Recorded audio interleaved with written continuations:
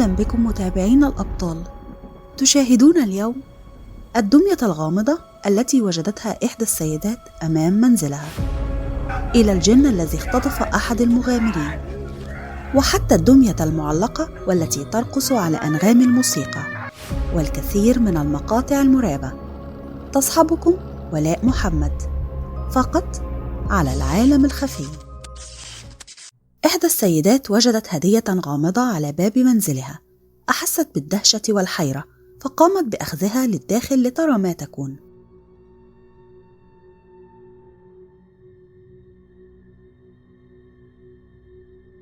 كانت خائفة من لمسها، خصوصا لأنها لا تعرف ما ذلك الشيء الذي بداخلها.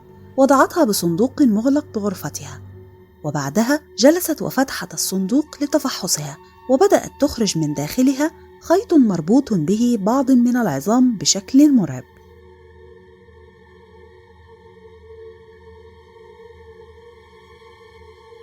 فالعظام تبدو لحيوان صغير،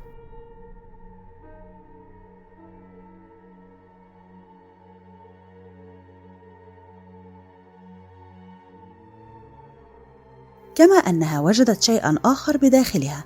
وقبل أن تتشجع لترى ما بداخلها، تركتها لبعض من الوقت، وتركت أمامها كاميرا تصورها، وهذا ما التقطته.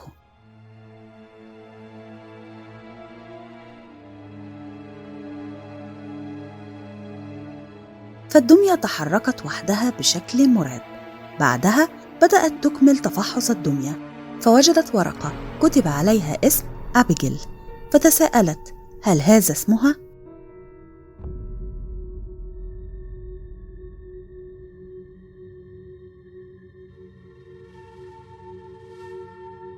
بعدها وجدت دمية أخرى صغيرة جدا بداخلها.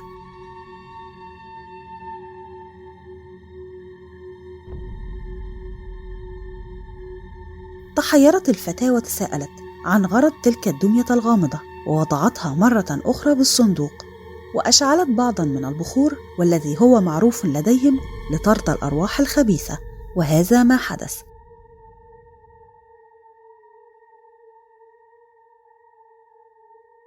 فلقد تحركت الدمية حينما اقترب منها البخور. الغريب أن الفتاة اعتادت على تحرك الدمية، فالدمية تتحرك وقتما تريد.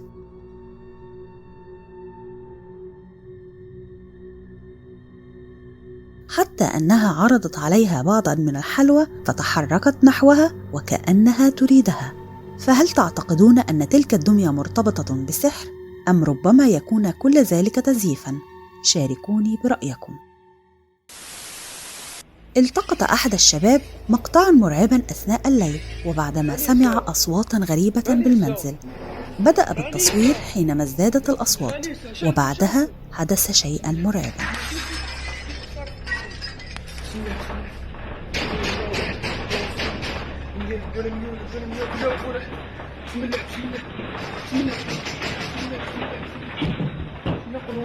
فكل شيء بالمنزل يهتز حرفيا، وكأنه أصابه إعصار مدمر.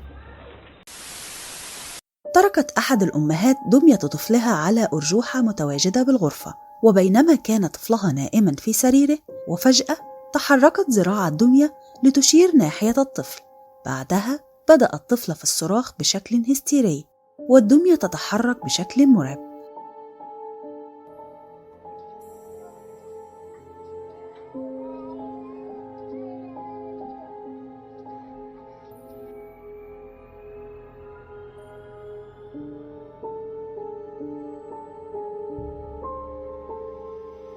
حتى أنها هزت الأرجوحة وبدأت في التأرجح، وحينما ازداد بكاء الطفل حدث شيئا مرعبا.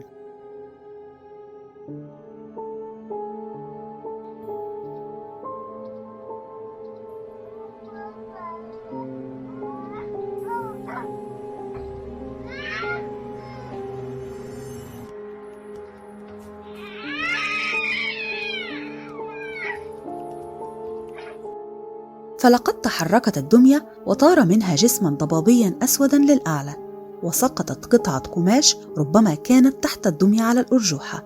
بعدها سقطت الدمية على الأرض. الحكم بالنهاية يرجع لكم، سواء كان ذلك حقيقياً أم مزيفاً. شابان مغامران أراد أن يستكشف مكاناً مهجوراً، وحينما دخل المكان اشتم به رائحة كريهة للغاية وأصابهم الذعر. اقترح أحدهم على الآخر المغادرة، فالمكان مرعب إلى حد كبير، ولكن الشاب الآخر أصر على استكمال المغامرة، ولكن بعدها حدث شيئاً مرعباً.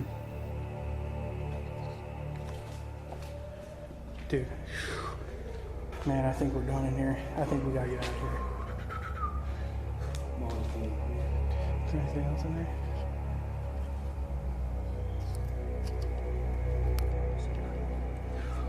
What was that?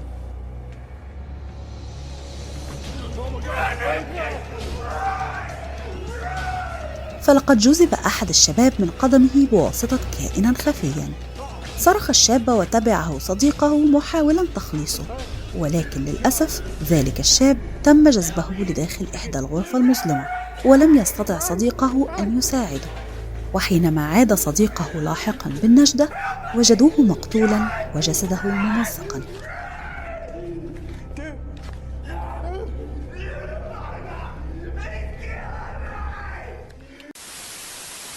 يقول أحد الأشخاص أنه استيقظ ذات ليلة على أصوات غامضة بالمنزل، وحينما بدأ يتتبع ذلك الصوت شاهد ما جمد الدم في عروقه.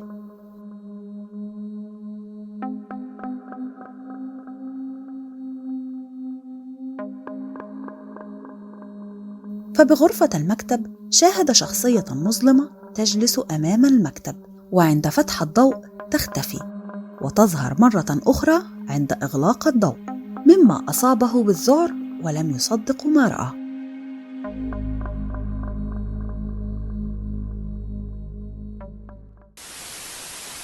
التقط أحد الأشخاص مقطعاً مرعباً بأحد ملاعب كرة القدم، فلقد شاهد شخصية شفافة داكنة يشق طريقه ببطء نحو أحد اللاعبين، وبدأ يقترب ويقترب حتى اخترق جسده وتعداه، ثم سرعان ما تلاشى.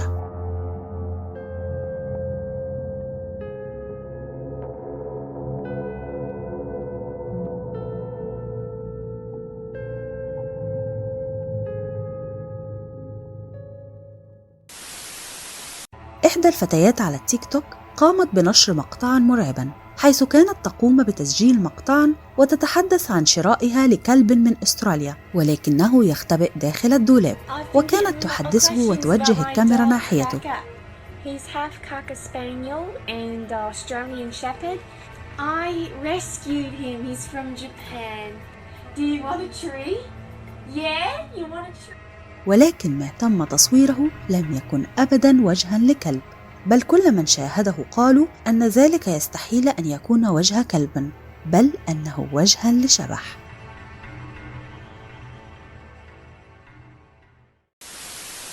بينما كان يجلس مجموعة من الشباب بمنزل صديقهم، سمعوا صوتاً يأتي من إحدى الغرف. في البداية ظنوا أنه فأراً يحدث ضجيجاً، فذهب أحدهم ليرى، فقال: لم أجد شيئاً، فمن أين يأتي ذلك الصوت؟ وعند مراجعة الفيديو الذي التقطوه لسهرتهم شاهدوا شيئاً مرعباً، فلقد شاهدوا وجهاً شاحباً ومرعباً خلف صديقهم الذي دخل ليستكشف تلك الغرفة، فأصيبوا بالصدمة والذهول.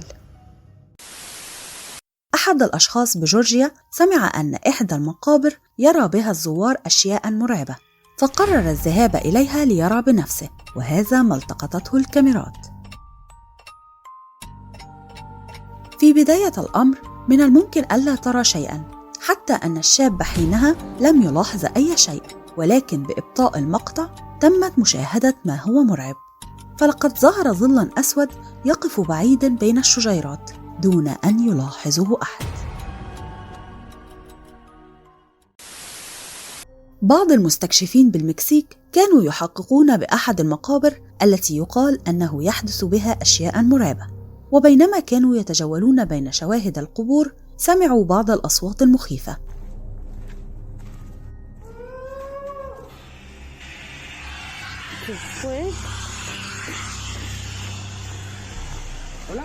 Se escuchó bien recio.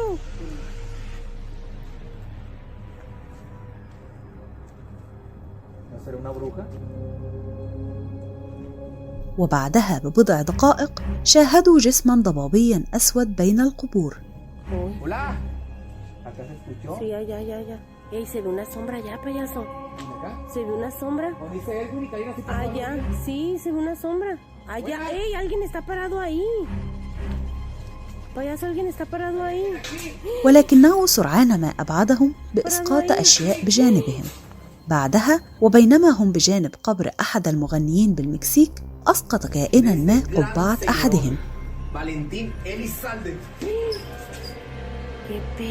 فزع المستكشف وحاول أن يرى من يكون، لكن لا وجود لأحد.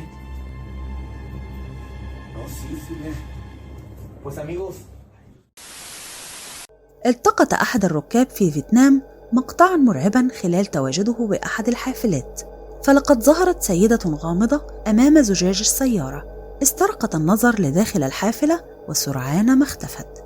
الغريب هنا أن السائق يستكمل طريقه وكأنه لا يراها أصلا.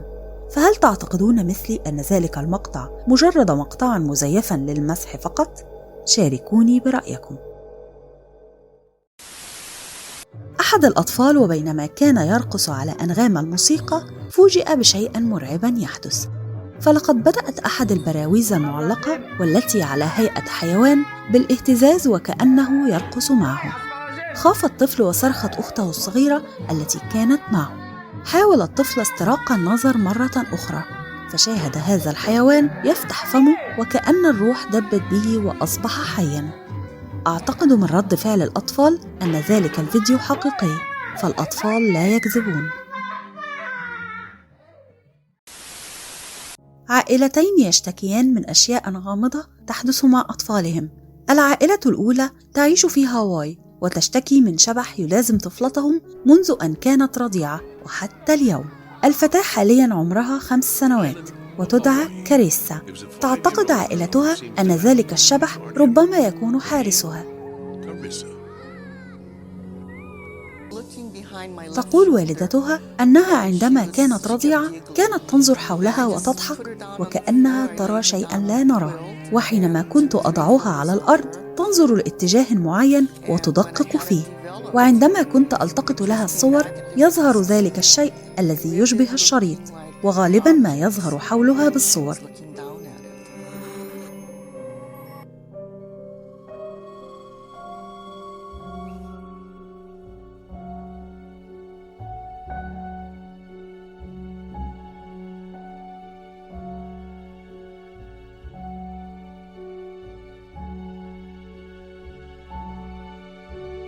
والآن والدتها تقول أنها حينما تأوي إلى فراشها تقول أنهم يخيفونني، وتكمل والدتها وتقول إننا لا نرى ذلك الكائن ولكنه يظهر فقط بصور الكاميرا. والعائلة الأخرى لطفل يبلغ من العمر 6 سنوات ويدعى جاستن، ومثلما حدث مع كاريسا في طفولتها حدث مع جاستن، فغالبا ما كان يلازمه كائنا غامضا في صوره، ومع مرور الوقت بدأ يرى أشياء غامضة.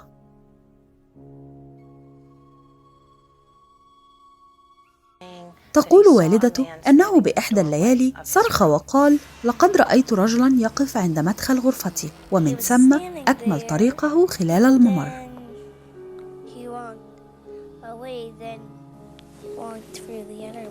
كما يقول الطفل أنه بإحدى المرات قامت بزيارته فتاة صغيرة غامضة، خاف منها واختبأ تحت غطائه وأخذ ينظر إليها فوجدها تقترب منه أكثر فأكثر.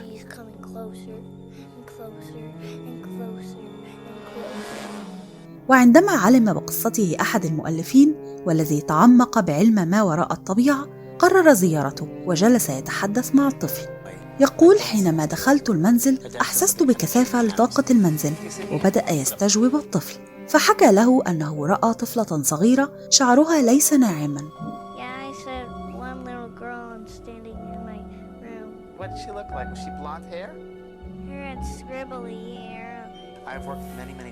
يقول الرجل أن الأطفال غالباً ما يكونوا حساسين لعالم الأرواح، فهم قريبون جداً لعالم الأرواح.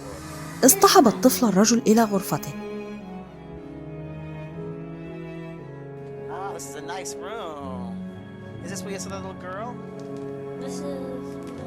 وسأله الرجل: هل كنت نائماً أو مستيقظاً حين رأيت الطفل وذلك الرجل؟ قال له الطفل: كنت مستيقظاً. ثم اصطحب الطفل الرجل إلى القبر، حيث شاهد الطفل والرجل يقفان سوياً به.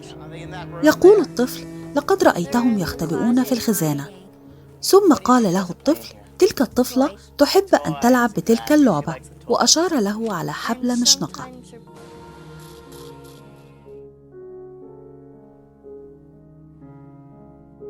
وبعدها أنهى الرجل حديثه مع الطفل واستنتج شيئاً مروعاً، فالطفل بالفعل يرى أشباحاً لأشخاص قتلوا بذلك المنزل، ويحاول قرينهم التواصل مع الطفل. وفي النهاية أتمنى أن تنال المقاطع إعجابكم. في أمان الله.